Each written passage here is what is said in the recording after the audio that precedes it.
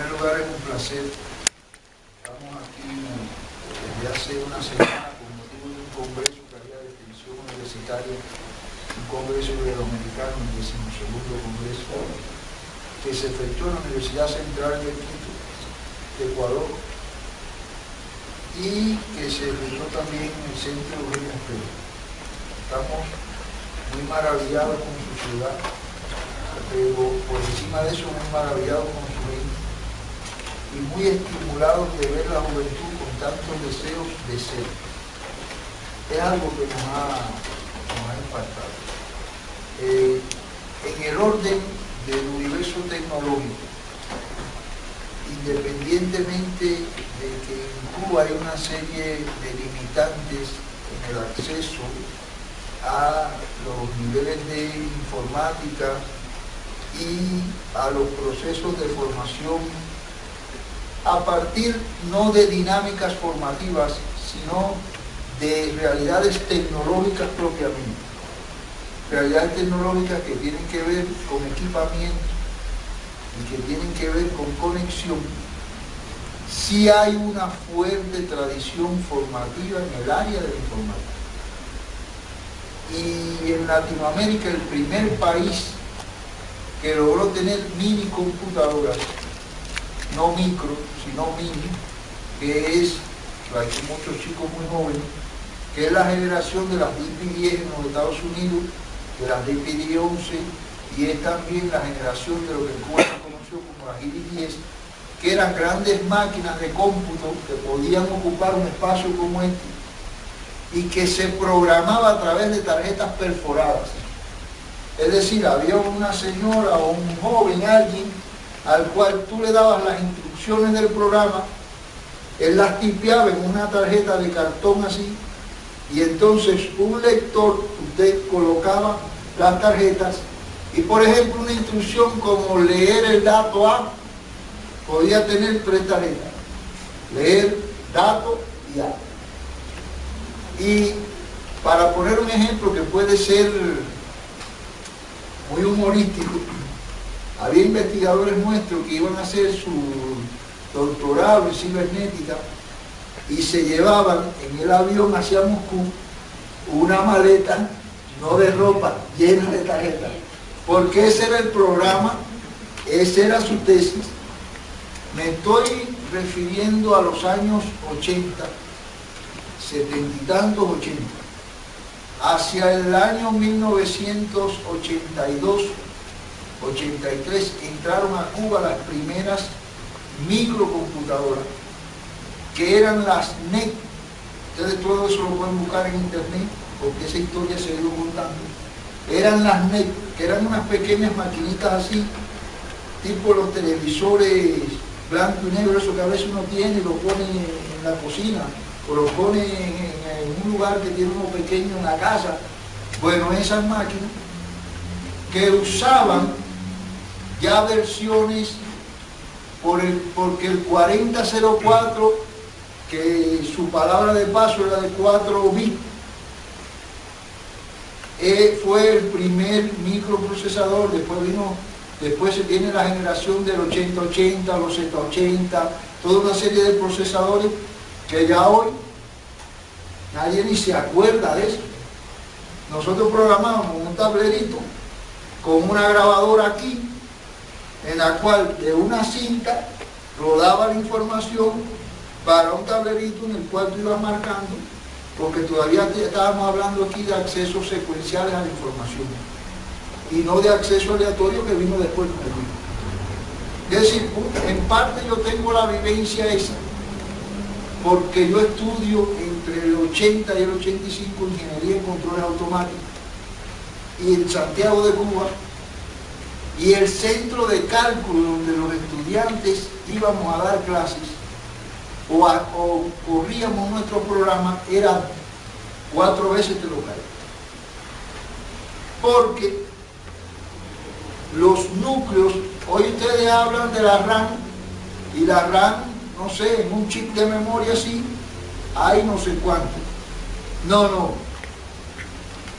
Un núcleo de las mini era un pegote de hierro de este tamaño, en el cual por magnetismo se generaban los distintos flujos que señalaban los ceros y unos del mundo digital ese que nosotros hemos visto.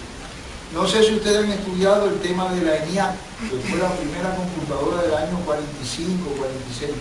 ¿Han oído hablar de esa máquina? Bien, esa máquina ocupaba un edificio casi de 2 manzanas. Bueno, más o menos aquello donde yo estudié en los años 80 era igual. Era un edificio casi de 1 manzana y había que andar con la caja aquella, o que, ¿qué se llama esto? La serpentina, pero serpentina es eso que se tira, que tiran en los carnavales de Brasil. Bueno, esa cinta también se perforaba. Recuerdo que aquí se perforaban 5 perforaciones. Una que era el conductor, la guía, lo que se llama el puntero, lo que cuando hablamos ya a nivel interno de la máquina decimos, el puntero fue y buscó el registro tal y se movió a tal dirección y F tanto y las direcciones, esas cosas. Aquí este era el puntero para saber que el que estaba en la primera instrucción, después en la segunda, que esta era la concatenación de la otra. Bueno,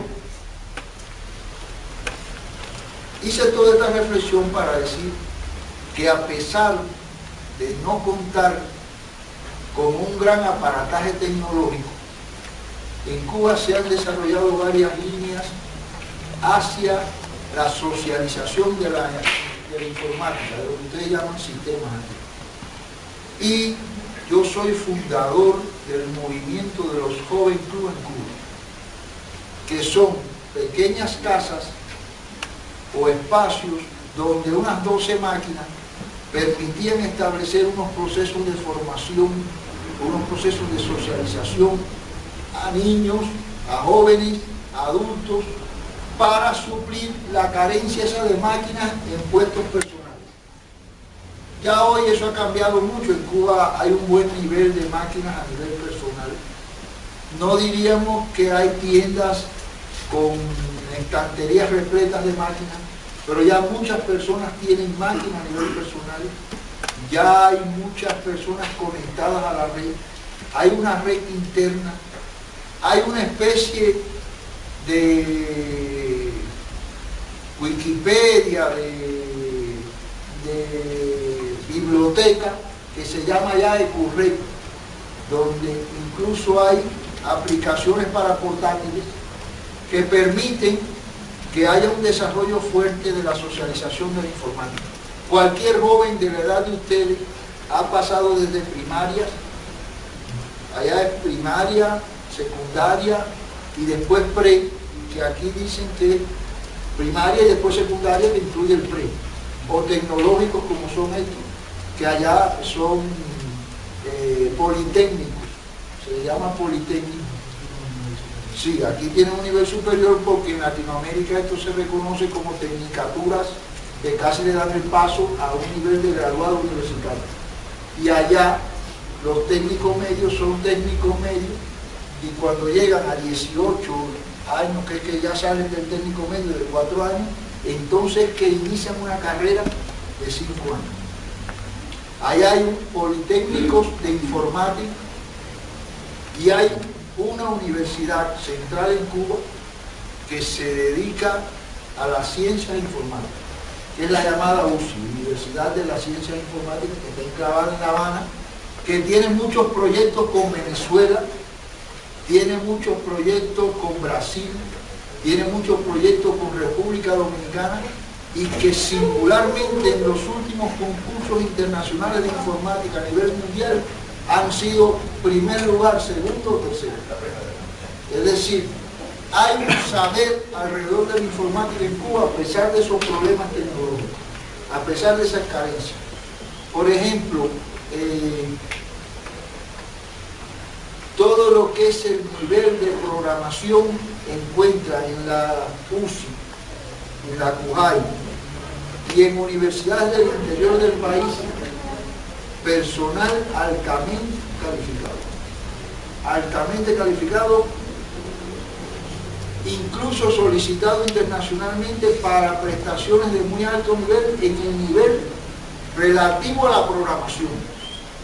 La UCI se divide en facultades que responde a, vamos a ponerlo en contexto, por ejemplo, a programaciones para aplicaciones empresariales, a juegos, a inteligencia artificial, a una serie de ámbitos. ¿Qué quiero significar con esto? Que en cualquier nivel educacional de Cuba, a pesar de esas carencias, ha habido una política y una preocupación por el tema de que los jóvenes accedan a estos recursos, por lo menos tengan la formación básica.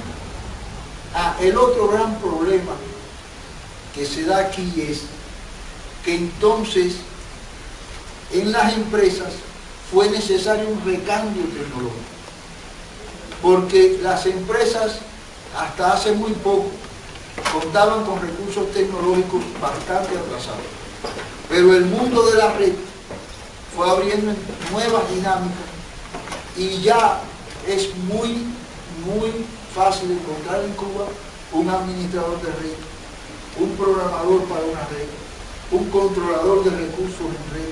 Hay unas organizaciones que se dedican a reparar, es decir, que hay de hecho una, yo diría que suficiencia tecnológica, pero no dada tanto en la tecnología, sino como en las competencias humanas que permiten desde ahí intervenir. Porque a las máquinas les pasa una cosa, yo voy a decir mi modesta experiencia. Si yo tengo un Pentium 4, voy bajando una serie de años hacia atrás, que con los recursos que tiene me permite resolver mi ámbito de actuación, ¿en qué medida tengo necesidad de tener un Core 7? Sí, ¿para qué la tecnología va a ser una nave espacial si no vamos al cosmos? La tecnología, eso es una ética con la tecnología. Bueno, es que yo soy un diseñador gráfico, es que yo soy un individuo que me dedico a la producción de materiales audiovisuales y me demanda una cantidad de memoria, me demanda una cantidad de velocidades y me demanda